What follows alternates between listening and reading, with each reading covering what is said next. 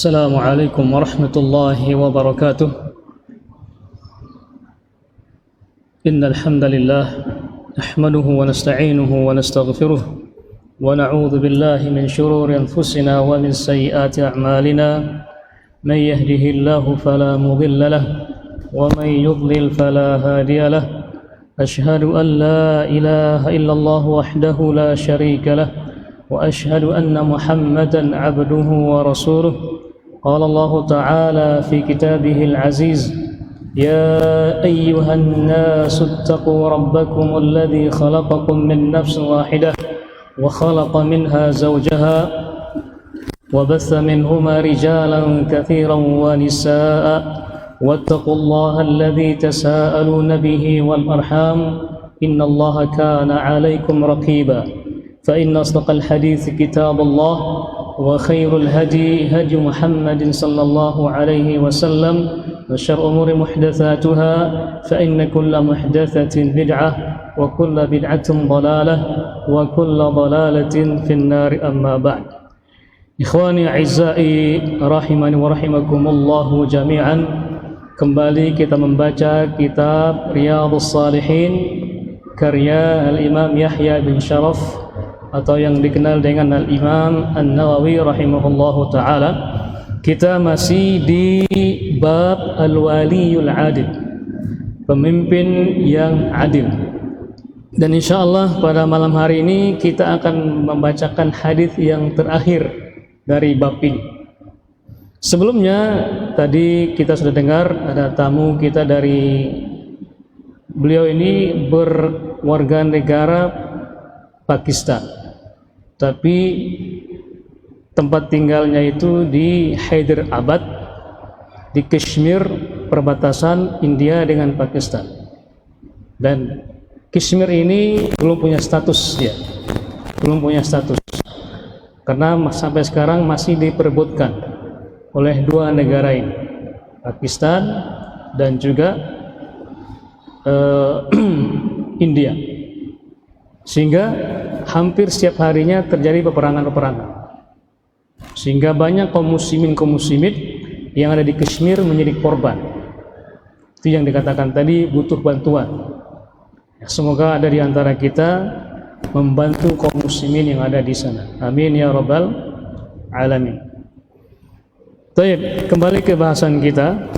Ini nggak ada ya, koreknya nggak ada yang baca. Baik, pada malam ini kita membaca hadis yang ke-662. Wa an Iyadh ibn Himar radhiyallahu anhu qala sami'tu Rasulullah sallallahu alaihi wasallam yaqul ahlul jannati thalathatun dhu sultanin muqsitun muwaffaqun wa rajulun rahimun raqiqul qalbi likulli dhi qurba wa muslim wa afifun muta'affifun dhu iyal. Rawahu Muslim. Hadis yang begitu singkat tapi syarat akan makna. Hadis ini dari sahabat yang bernama Iyadh bin Himar. Iyadh Himar. Himar ini seperti yang kita ketahui binatang. Kalau kita terjemahkan bahasa Indonesianya itu keledai. Dan sampai sekarang masih ada orang-orang yang menamakan anaknya bahkan dengan nama binatang, seperti elang atau elang ya, elang atau elang, tiger, binatang semua kan? Iya, tiger, elang, dan juga lagi banyak-banyak yang lainnya. Berharap agar sifat mereka seperti binatang itu. Padahal manusia adalah makhluk yang sempurna sebenarnya. Padahal manusia adalah makhluk yang sempurna. Dan Allah menciptakan manusia itu sebaik-baik penciptaan. Laqad khalaqnal insana fi ahsani taqwim. Sesungguhnya kami telah menciptakan manusia dalam sebaik-baik penciptaan. Tapi anehnya banyak di antara manusia yang menamakan anak-anaknya dengan nama-nama binatang agar seperti apa? Seperti binatang. Sifatnya mungkin, keberaniannya. Dan begitu juga di bangsa Arab juga ada demikian.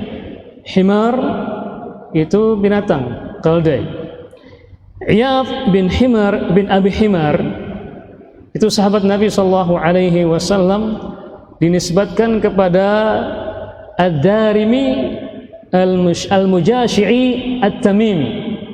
Ini kabilahnya dari kabilah Bani Tamim, itu asal muasalnya bangsa Arab dari Bani Tamim yang ada di Mekah dari bangsa Quraisy.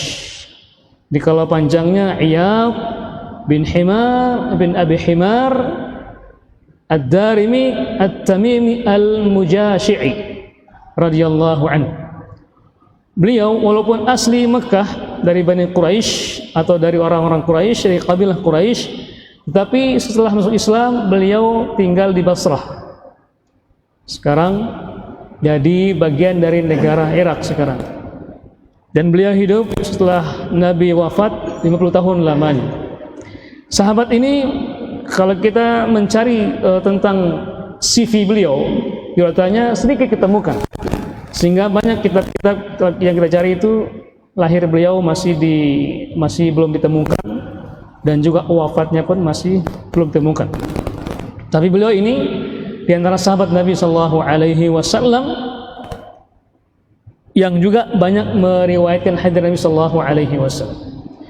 Dan di antara sikap kita kepada para sahabat, kita tidak boleh membenci sahabat Nabi kita Muhammad sallallahu alaihi wasallam, dan tidak boleh juga menghinanya. Karena Nabi bersabda, la tasubbu ashabi falau anna ahadakum anfaqa mithla uhudin dhahaba ma balagha mudda ahadihim wala nasifah.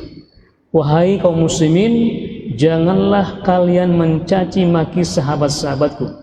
Kalau seandainya kalian berinfak sebesar gunung Uhud itu, emas semuanya. Gunung Uhud itu panjangnya 7 km. Jadi kalau kalian berinfak sebesar gunung Uhud, emas semuanya itu, tidak akan menyamai infaknya para sahabat-sahabatku. Baik itu 1 genggam ataupun setengahnya. 1 mud. 1 mud itu bahasa Sumbawanya 1 kok. Ya. 1 kok. Bahasa Sumbawanya apa? Bahasa Sumbawa, bahasa Indonesianya 1 genggam ini. Tidak akan menyamai. Bahkan setengah pun tidak akan menyamai. Begitu mulianya sahabat Nabi sallallahu alaihi wasallam. Kenapa kita katakan demikian? Karena banyak di antara kelompok yang menamakan dirinya Islam, mereka tidak lepas lisannya dari mencaci maki para sahabat Rasulullah sallallahu alaihi wasallam. Bahkan mereka mengatakan bahwasanya setelah Nabi wafat, banyak di antara para sahabat kufur. Bahkan istrinya pun kufur. Na'udzubillah min dzalik. Ini bentuk dari apa? Mencela, mencaci maki sahabat Nabi sallallahu alaihi wasallam. Kenapa? Kalau kita berpikir dengan logika saja, misalnya dengan tanpa wahyu, bagaimana mungkin Allah memilih orang-orang yang akan menemani nabinya itu orang kafir semua? Yang pertama. Yang berikutnya, bagaimana mungkin Allah memilih yang menjadi istri beliau adalah orang kafir pula? Ingat bahwasanya Al-Quran mengatakan bahwasanya at-thayyibat lit-thayyibin. Orang-orang yang baik itu juga untuk orang-orang yang baik pula, untuk pasangan suami istri maksudnya. Kalau kita kembalikan kepada dalil. Jadi tujuan mereka tidak hanya sebatas menghina sahabat, tetapi apa? Menghina juga agar kita tidak percaya dengan mereka, sehingga hadis yang dibawa oleh mereka itu terputus, sehingga kita tidak lagi merujuk kepada hadis-hadis para sahabat. Mereka mengatakannya segelintir orang saja. Itulah yang kita katakan fahamnya faham Syiah. Na'udzubillah, thumma na'udzubillah min dzalik. Nah, sahabat ini Iyad bin Himar bin Abi Himar Ad-Darimi At-Tamimi Al-Mujashi'i radhiyallahu anhu berkata bahwasannya aku mendengar Nabi sallallahu alaihi wasallam bersabda, ahlul jannati thalathun. Orang yang berhak menjadi penghuni surga itu ada 3. Kata Nabi sallallahu alaihi wasallam. Kata beliau yang pertama, dzu sultanin muqsitin muwaffaqun. Yaitu apa? Orang yang memiliki kekuasaan Kemudian ketika dia memerintah dengan adil dan senantiasa mendapatkan taufik dari Allah Subhanahu wa taala, muwaffaq. Jadi orang yang berbuat adil kemudian dia senantiasa mendapatkan taufik dari Allah Subhanahu wa taala. Makanya dalam doa-doa kita itu kita minta kepada Allah untuk senantiasa diberikan hidayah dan taufik dari Allah Subhanahu wa taala. Karena hidayah dan taufik itu dari Allah Subhanahu wa taala. Hidayah kita hanya memberikan hidayah manusia itu sebatas menunjukkan saja. Tapi hidayah yang merupakan taufik itu dari Allah Subhanahu wa taala. Makanya mari senantiasa kita minta kepada Allah hidayah sehingga dalam salat kita baca minimal 17 kali sehari malam itu kita mengatakan ihdinas siratal mustaqim. Tunjukilah kami jalan yang lurus. Itulah hidayah taufik agar kita senantiasa istiqamah dalam jalan yang lurus apapun kondisinya, apapun keadaannya. Kenapa? Karena tipu daya dunia ini terkadang orang itu pagi mengatakan iya, sore mengatakan tidak. Atau kebalikannya, sore mengatakan iya, paginya mengatakan tidak. Karena apa? Karena fitnah. Dan fitnah yang paling besar adalah fitnah dunia. Sehingga pun terjadi banyak di antara orang-orang yang kita lihat sebelum dia punya kekuasaan dia begitu baik, namun ketika dia punya kuasa berubah total. Itu fitnah namanya. Makanya butuh taufik dan hidayah dari Allah Subhanahu wa taala agar istiqamah dalam menjalankan amanah yang Allah berikan kepada dia. Karena harta, tahta, wanita dan paket data itu kan ujian. Kalau dulu kan 3 ya, harta, tahta, wanita dulu, sekarang sudah 4. Apa itu? Paket data. Itu bagi laki-laki. Bagi perempuan banyak, masya Allah. Shopee, Bukalapak, mall, banyak ujiannya bagi ibu-ibu itu. Sehingga suami harus siap memberikan dana kepada mereka. Ini bukan promosi ya. Itulah ujiannya kita sekarang. Laki-laki punya ujian, perempuan juga punya ujian.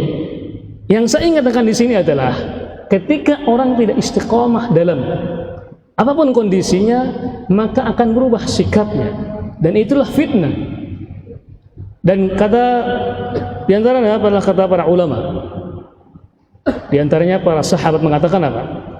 Barang siapa yang melihat paginya haram, kemudian siangnya atau sorenya sudah jadi halal, maka ketahuilah dia sedang dalam fitnah. Fitnah dunia. Fitnah dunia. Karena dunia inilah yang bisa merubah akidah kita, bahkan merubah keyakinan kita, bahkan merubah prinsip kita, karena hanya sebatas dunia saja. Kita banyak lihat kaum muslimin hanya dengan segelintir godaan dunia mereka kufur. Na'udzubillah, tsumma na'udzubillah min dzalik. Terlebih ketika mereka mendapat ujian, musibah, cobaan atau bencana alam, hanya sedikit bantuan yang mereka dapatkan, akidah mereka sudah berubah. Na'udzubillah, tsumma na'udzubillah min dzalik. Maka butuh hidayah, butuh taufik dari Allah Subhanahu wa ta'ala. Termasuk juga para pemimpin ini. Pemimpin yang bagus adalah pemimpin yang adil, yang senantiasa minta taufik dari Allah Subhanahu wa ta'ala, minta hidayah. Kenapa? Ketika dia menjadi penguasa, kemudian dia berbuat adil dan mendapatkan hidayah dan taufik dari Allah Subhanahu wa ta'ala, ketahuilah sungguhnya dia penghuni surganya Allah Subhanahu wa ta'ala. Itu yang pertama.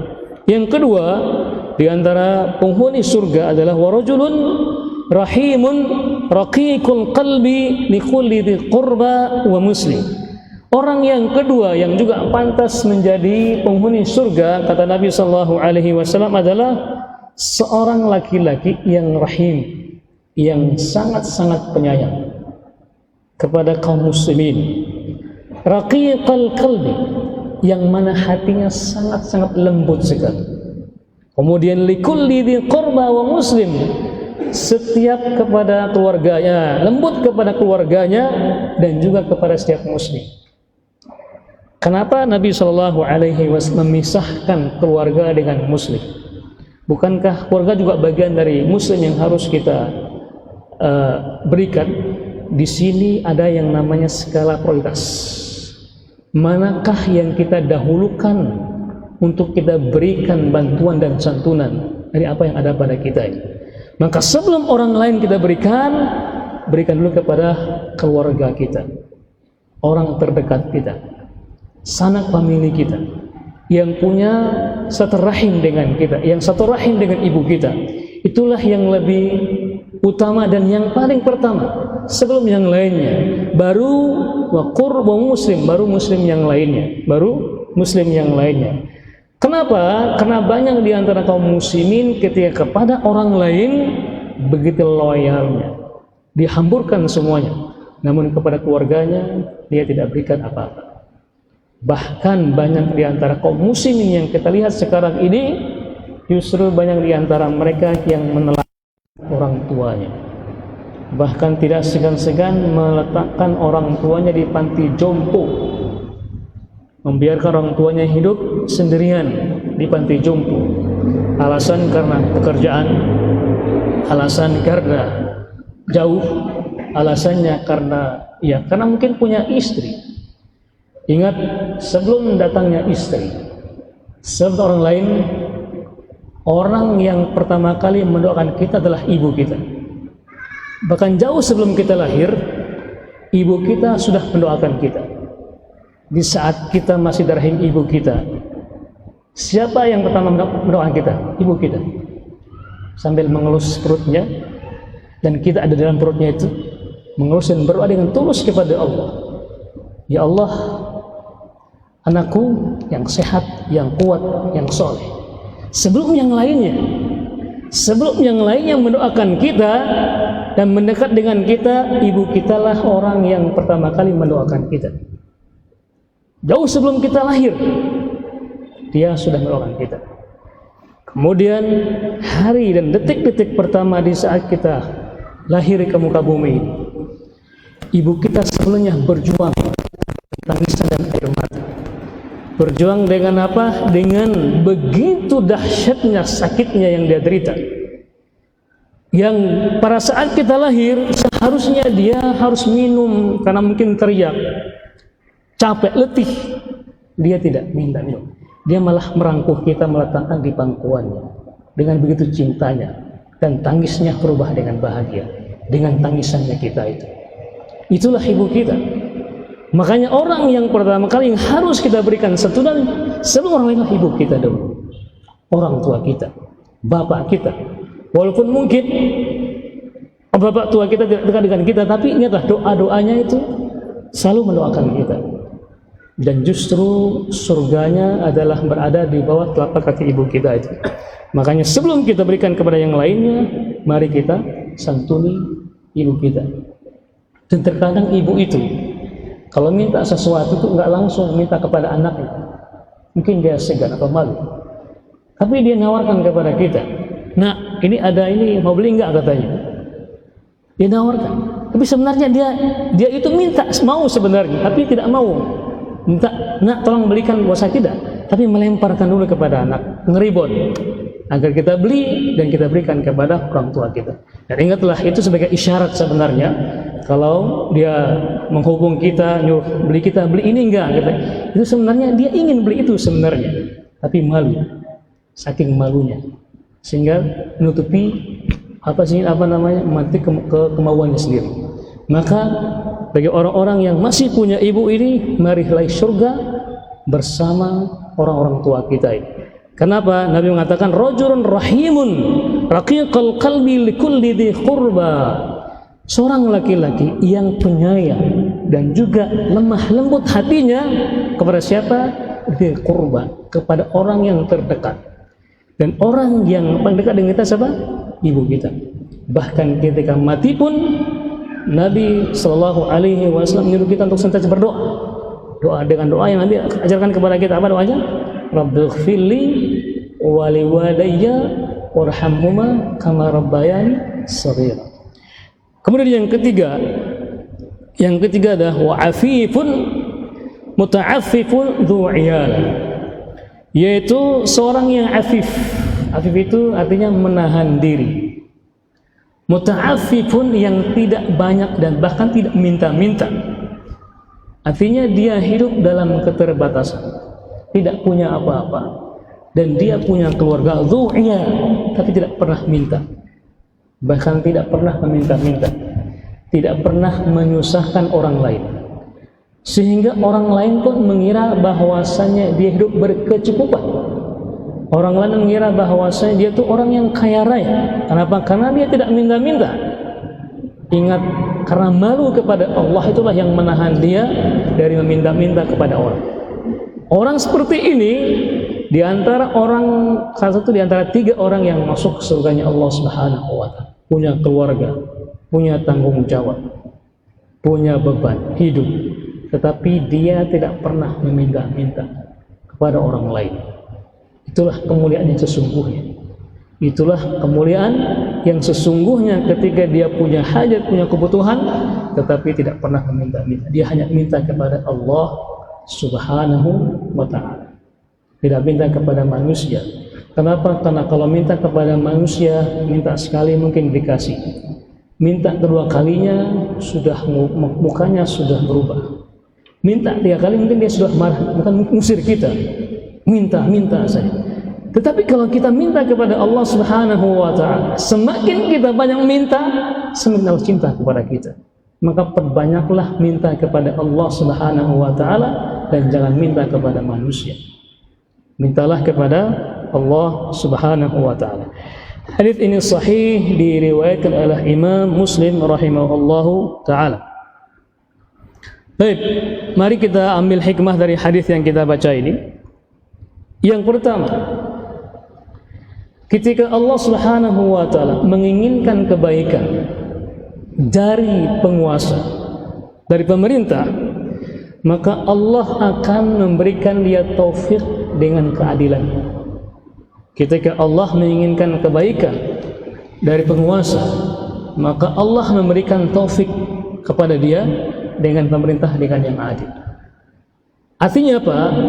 Ketika seorang pemimpin memimpin dengan keadilan, dengan bijaksana, berarti Allah inginkan kebaikan bagi dia.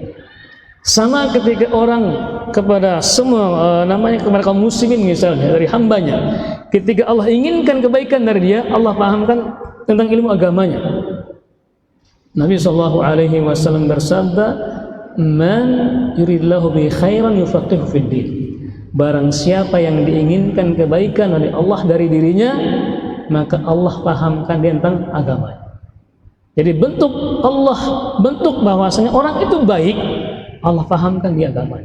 Walaupun dia bukan LC ya, lucu atau langsung ceramah. Walaupun dia bukan punya gelar doktor, insinyur, tapi ketika dia paham agamanya dengan baik dan benar, kemudian dia mengamalkan dengan benar, itu artinya Allah menginginkan kebaikan bagi dia. Maka bersyukurlah kepada Allah Subhanahu wa ta'ala ketika antum tidak punya gelar, tidak punya jabatan, tidak punya apa, tapi ketika antum paham agama, itulah kemuliaan yang Allah berikan kepada antum. Bersyukurlah kepada Allah Subhanahu wa ta'ala. Kemudian yang berikutnya atau hikmah yang berikutnya yaitu adalah al-hathu ala muamalah jami'in nas birifqin wa latf. Ada anjuran dari Nabi kita Muhammad sallallahu alaihi wasallam kepada kita agar kita senantiasa berlemah lembut dengan semua kaum muslimin. Yang kayanya, yang miskinnya, rakyatnya, rajanya, semuanya harus berlemah lembut. Dan ketika ada orang yang mau dekat dengan orang yang fakir dan miskin dan senantiasa membantunya, itu bukti bahwasanya dia tulus kepada orang tersebut. Kenapa? Ketika ada orang yang baik dengan orang fakir miskin, dia tidak punya alasan agar kita baik dengan dia. Miskin, nggak punya harta, tapi dia baik, lemah lembut kepada dia, maka itu adalah atau ciri orang yang ikhlas. Namun ketika orang dekat dengan yang punya harta, punya jabatan, ada unsur dunia, ada alasan dunia sehingga dia dekat dengan dia. Kenapa? Dia pejabat. Kenapa dia dekat dengan sebelah? Karena dia kaya raya. Kenapa dia dekat? Karena dia punya orang-orang penting. Namun ketika dia dekat dengan orang fakir dan miskin, maka itu diantara ciri-ciri yang ikhlas kepada Allah Subhanahu wa ta'ala. Kenapa? nggak ada alasan untuk dekat kepada dia, hanya karena miskin saja. Baik, yang berikutnya yaitu keutamaan tidak meminta-minta. Ingat, meminta-minta itu adalah pekerjaan yang tercela. Pekerjaan yang tercela. Kenapa? Karena Islam menganjurkan kita untuk bekerja. Dan di saat kita memberikan nafkah kepada keluarga kita dengan hasil jerih payah kita, itulah ibadah dan jihad. Kenapa? Karena Nabi SAW bersabda, barang siapa yang qad rumahnya, kemudian dia mencari rezeki, kata Nabi, fahuwa mujahid fi sabilillah, maka dia sedang berjihad di jalan Allah Subhanahu wa taala. Bahkan ketika dia mati dalam kondisi dia sedang mencari rezeki buat anak istrinya, maka mati pun mati syahid. Amin ya rabbal alamin. Kenapa? Karena dia sedang berjihad di Allah Subhanahu wa taala. Maka niatkanlah di saat kita bekerja dimanapun itu karena Allah Subhanahu wa taala. Karena Allah Subhanahu wa taala. Dan di saat kita berikan uang hasil kita kepada istri kita atau istri-istri kita, kalau punya yang istri dua, atau anak-anaknya, maka niatkanlah kita berinfak karena Allah Subhanahu wa taala. Maka setiap uang jajan yang kita berikan kepada istri itu bernilai pahala di sisi Allah Subhanahu wa taala. Kenapa? Tadi dikatakan kan memberikan kepada orang yang terdekat. Orang tua kita, anak-anak kita, istri kita, orang terdekat. Maka itulah sedekah yang bernilai pahala. Jangan antum anggap bahwasanya ketika antum sedekah orang lain itu tidak ada pahalanya, dan kebalikannya ketika keluarga tidak pahala. Tidak, justru kepada keluarga itu yang juga yang lebih nilai, pahalanya lebih tinggi di sisi Allah Subhanahu wa taala. Jadi setiap satu rupiah pun yang kita berikan kepada keluarga kita, itu adalah pahala di sisi Allah Subhanahu wa taala. Maka niatkanlah karena Allah Subhanahu wa taala. Kemudian juga kepada kaum muslimin, karena muslim tidak hanya di Indonesia, termasuk juga ada di Kashmir, ya, Syekh Sajjad, Syekh Akhuhu. Kaum muslimin yang ada di sana juga membutuhkan bantuan kita. Kalaupun kita tidak bisa dengan harta kita, ya minimal dengan doa. Semoga Allah mengangkat musibah yang menimpa. Termasuk juga kaum muslimin yang ada di negara kita yang dapat musibah dari meletusnya Gunung Semeru, kemudian juga gempa bumi, dan juga yang ada di Lombok itu banjir bandang. Kalaupun kita tidak menginfakkan harta kita, minimal kata dengan berdoa kepada Allah Subhanahu wa taala. Tentunya dengan apa? Dengan berifqin walutf, dengan lemah lembut, dan juga dengan kata-kata yang indah. Jangan menggerutu. Jangan sampai kita sia-siakan infak kita dengan ungkapan kita, akan mengungkit-ungkitnya, itu malah membatalkan sedekah kita. Lemah lembut dan ikhlas kepada Allah Subhanahu wa taala. Kemudian yang berikutnya yaitu keutamaan tidak boleh meminta-minta. Tidak boleh meminta-minta kepada kaum muslimin yang lainnya.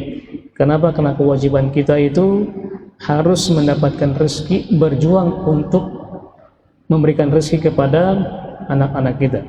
Kemudian yang terakhir yaitu al-adlu wal ihsan wal iffatu min makarimil akhlaq allati tujibul jannah.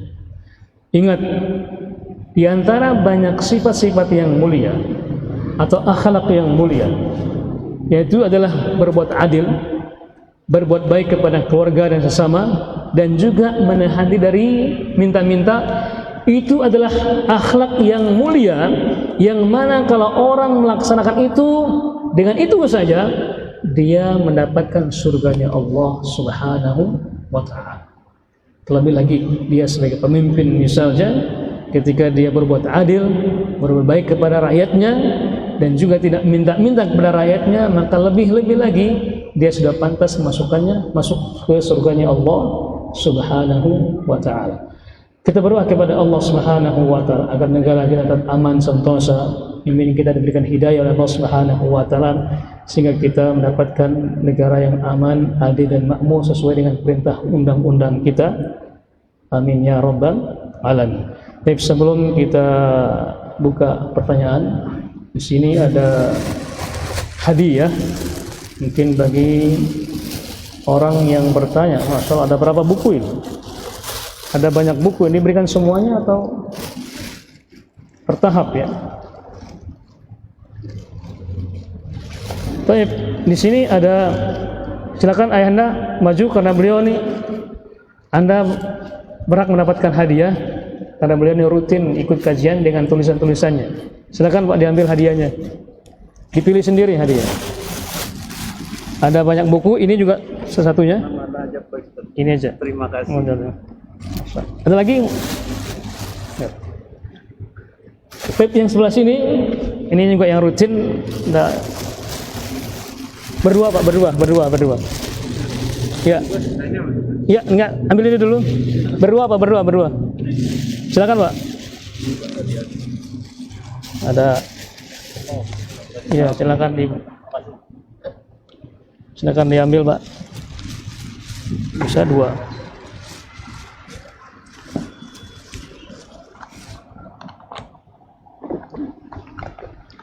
Ya, bagi yang bertanya insya Allah dapat hadiah.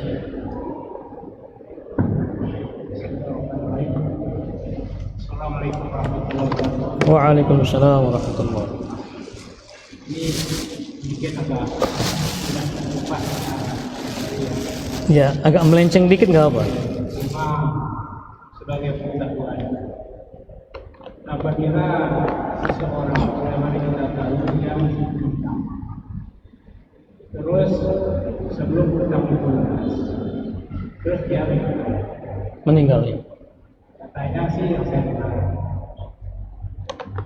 arwahnya itu masih tergantung sebelum hutangnya itu terbayar orang-orang. Tapi permasalahan, misalnya seseorang ini dia juga punya piutang. Punya piutang. Piutangnya ini jauh lebih besar daripada hutangnya. Dengan harapan dia bisa melunasi hutang apabila hutangnya bisa beres. Tapi sebelum hutangnya itu dia dapatkan, dia tidak. Nah, kira-kira apa sih yang tempat hutangnya itu yang menanggung bebannya terhadap kita? Assalamualaikum warahmatullahi wabarakatuh. Dari yang saya tangkap dari apa yang beliau tanyakan tadi, ada 3 hal yang harus kita perhatikan.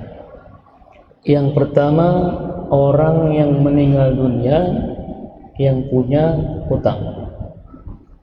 Kemudian yang kedua, orang meninggal dunia punya piutang. Kemudian yang ketiga, bagaimana status jenazahnya atau mayitnya ketika orang meninggal dan utangnya belum dilunasi. Baik, mari kita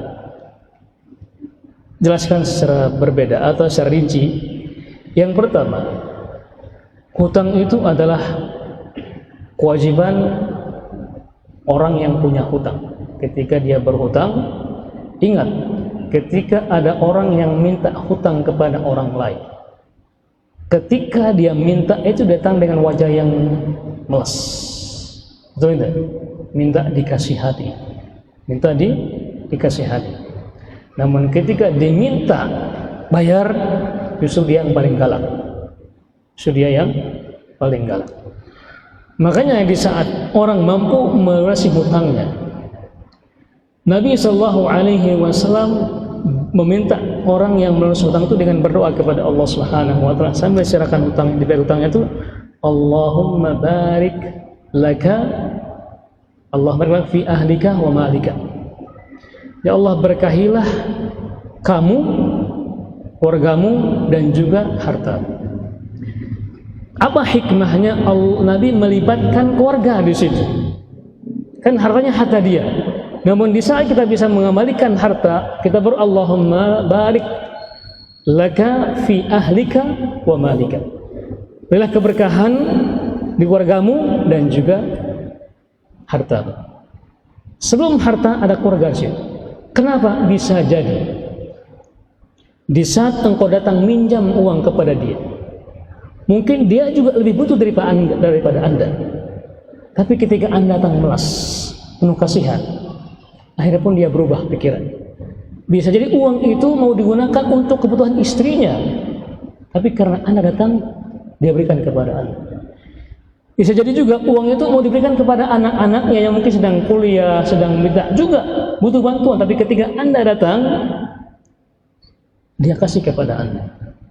Mungkin juga harta itu mau diberikan kepada anaknya sebagai hadiah untuk menyenangkan hati anak-anaknya. Namun ketika Anda datang, dia mengurungkan niat untuk membahagiakan anaknya demi membahagiakan Anda. Sebagai orang datang puas, penuh kasihan, minta dikasihani. Makanya di saat Anda mampu melunasinya, berdoalah kepada Allah, Allahumma barik laka fi ahlika wa malika. Ya Allah, berkahilah dia dalam keluarganya dan juga hartanya. Atau mungkin bisa jadi juga harta itu satu-satunya dia punya. Dan dia mungkin mau gunakan, namun ketika Anda datang, dia tinggalkan kebutuhan pribadinya demi untuk mengedepankan kebutuhan Anda. Maka ingatlah kata Nabi SAW dalam hadisnya, man akhadha amwalan nas yuridu ada'ah adallahu anhu. Barang siapa yang mengambil harta manusia sebagai hutang, ada meninggal, kemudian dia berniat untuk mengembalikannya, maka Allah mudahkan dia untuk mengembalikannya. Namun kebalikannya, wa man akhadha yuridu Allah, dan barang siapa yang mengambilnya kemudian dia tidak mau mengembalikannya, maka Allah akan hancurkan harta tersebut. Maka kita harus berniat untuk mengembalikan harta itu. Nah, ketika ada orang yang meninggal dunia, sebelum itu, makanya kita disuruh oleh agama kita itu kalau kita berhutang harus ada kapan dikembalikan uang itu. Kapan dikembalikan, ada nama, ada jangka waktunya, dan ada saksinya. Sehingga ketika kita mau menagih, sudah ditempo sekian sampai sekian dan sampai sekian, ada jatuh temponya, bukan tempo denda ya, adanya jatuh waktu pembayarannya. Sehingga jangan kita katakan, wah terserah kamu kapan adanya. Enggak, itu namanya gharar, namanya enggak jelas. Karena kapan ada waktu, kapan ada uangnya, ya kita tidak bisa mengaitkan waktu dengan keadaan uang. Mungkin orang tuh punya banyak masalah, punya banyak kebutuhan sehingga enggak punya uang, sehingga dia tidak punya waktu untuk membayarnya. Namun ketika ada jangka waktu yang kita berikan, dia berusaha sehingga dia mampu bekerja dengan semaksimal mungkin, sehingga dia ini waktu pembayaran saya. Dia tahu diri, jangan bilang terserah kamu kapan bayarnya. Enggak, harus ada waktunya. Itulah perintah Allah Subhanahu wa taala. Allah berfirman, ya ayyuhalladzina amanu idza tadayantum faktubuh. Wahai orang-orang yang beriman, ketika kalian sedang hutang piutang, ila ajal musamma, ke waktu yang sudah disebutkan di perjanjian tersebut, faktubuh, maka tulislah. Harus ditulis agar kita punya jangka waktu. Sehingga apa terjadi? Ketika ada yang meninggal dunia, baik itu yang berhutang atau yang dihutangi, ada bukti jelas. Kenapa? Karena kita sudah menulisnya, ada saksinya, kan begitu kan? Sehingga kalau ada yang lagi hutang ke keluarganya, bapakmu punya hutang segini, keluarganya kami nggak pernah tahu, ya kan? Kalau ditulis, oh ini buktinya, ada saksinya, maka kewajiban ahli waris untuk membayar hutang. Jangan hanya mau hartanya diwariskan, tapi juga hutang juga harus dibebankan kepada ahli warisnya. Bisa ngerti ya? Dan begitu juga piutang. Ketika itu tertulis misalnya, ada bukti kan? Sehingga kalau kita punya hutang di orang lain, bapak saya meninggal nih, itu juga bagian dari harta warisan yang harus kami bagi. Ketika enggak tertulis, enggak bisa, enggak ada bukti. Ketika tertulis, ini waktunya, ini buktinya, tertulis. Maka harus ditulis dan ada waktunya. Tulis juga sehingga orang-orang itu ketika berhutang atau piutang sama-sama enak. Sehingga ketika ada yang meninggal dunia seperti dengan yang lainnya, sama-sama punya hujjah, punya argumen yang kuat. Nah, bagaimana dengan rohnya yang katanya tergantung? Nabi SAW ketika hendak mensolati seorang jenazah, ditanya, Nabi bertanya kepada sahabat-sahabat yang lainnya, apakah dia punya hutang? Kata yang lainnya, dia punya hutang. Akhirnya pun Nabi sempat tidak mau mensolatinya. Namun ketika ada orang yang sudah menjamin sahabat ini yang akan membayar hutangnya, akhirnya pun Nabi mau mensolatinya. Nah, ketika ada yang mengatakan bahwasannya rohnya tergantung, ya, itu belum ada dalil yang kuat. Belum ada dalil yang kuat. Karena rohnya itu ketika orang meninggal dunia tetap akan sampai kepada Allah Subhanahu wa taala. Wallahu taala alam. Ini ada pertanyaan dari yang tertulis, masalah panjang sekali ini pertanyaan.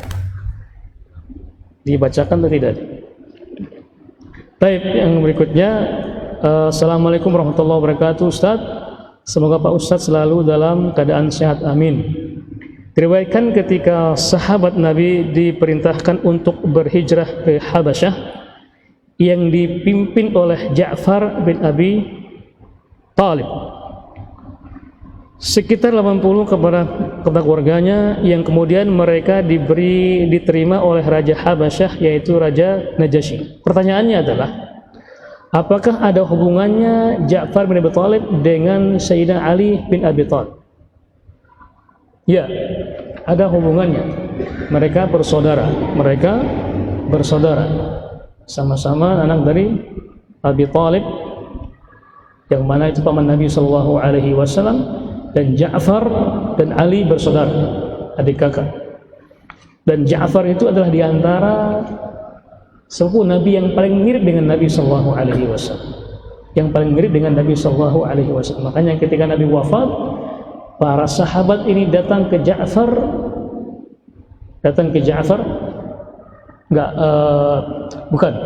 ketika Ja'far meninggal, Ja'far betul meninggal, Nabi bersabda kepada sahabat yang lain, "Isna'u li ali Ja'far tu'aman." Wahai kaum muslimin, buatlah makanan untuk keluarga Ja'far yang meninggal dunia. Artinya apa? Memerintahkan kaum muslimin memasak untuk keluarga yang ditinggalkan oleh Ja'far bin Abi Thalib. Jadi apa hubungannya? Mereka bersaudara. Nah, yang kedua, bahwa Najasyi dikatakan adalah sahabat Nabi, padahal Nabi tidak pernah bertemu dengan Najasyi. Apakah hal di atas dapat dikatakan persahabatan? Ya, ada istilah-istilah yang harus kita pahami. Sahabat Nabi itu adalah, definisinya adalah orang yang bertemu dengan Nabi, orang yang berjumpa dengan Nabi, baik itu ya berjumpa dengan Nabi, kemudian beriman dengan Nabi, dan mati dalam keadaan mukmin beriman kepada Allah Subhanahu wa taala. Kalau Najasyi ini orang yang beriman dengan Nabi tapi belum pernah berjumpa dengan Nabi, walaupun satu zaman dengan Nabi, ketika belum berjumpa dengan Nabi, beriman dengan Nabi, bukan sahabat, namanya mukhadram namanya. Ulama mengistilahkan dengan mukhadram. Mim kha ra, ya, mim mukhadram, mim kha dad ra, mim mukhadram. Itu istilah bagi orang yang beriman dengan Nabi, semasa dengan Nabi, namun tidak sempat berjumpa dengan Nabi dan mati dalam keadaan Islam. Itu namanya mukhadram. Yang ketiga, masih ada waktu ya? Yang ketiga, yang terakhir, benarkah bahwa Nabi melakukan salat gaib ketika Najasyi meninggalkan dunia? Nah, benar. Nabi SAW memerintahkan kepada para sahabatnya untuk salat gaib. Itu diantara syarat melaksanakan salat gaib itu ketika ada kaum muslimin yang meninggal di daerah yang tidak ada yang mensolatinya, maka kita dibolehkan melaksanakan salat gaib. Salat gaib. Masih ada waktu ya? Baik. Demikian, Allah, terima kasih atas pertanyaannya. Ada lagi? Baik. Habis waktu ya? 4 lagi, ya silakan, singkat pada jelas.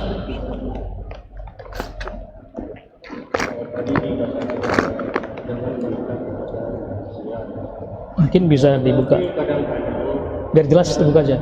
Enggak, maskernya.